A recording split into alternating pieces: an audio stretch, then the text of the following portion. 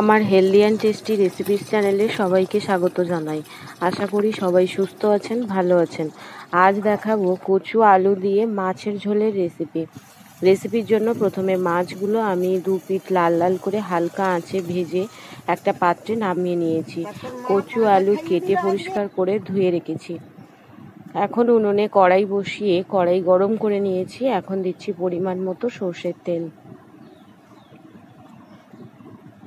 তেল গরম করে নিয়ে দিচ্ছি একটা ছোট সাইজের পেঁয়াজ কুচি,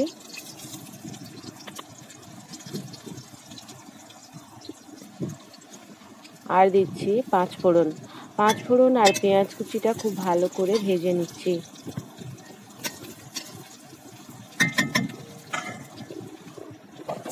এখন দিয়ে দিচ্ছি কচু আলুগুলো।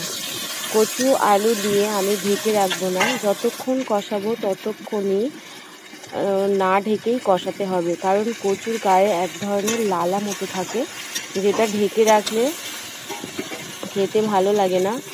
ওই জন্য না ঢেকে ভালো করে কষিয়ে নিয়ে শুকনো করে নিতে হয় কচুটা। একটু নেড়ে চেড়ে নিয়ে ভেজে নিয়ে দিচ্ছি স্বাদ মতো লবণ, আর দিচ্ছি পরিমাণ মতো হলুদ গুঁড়ো।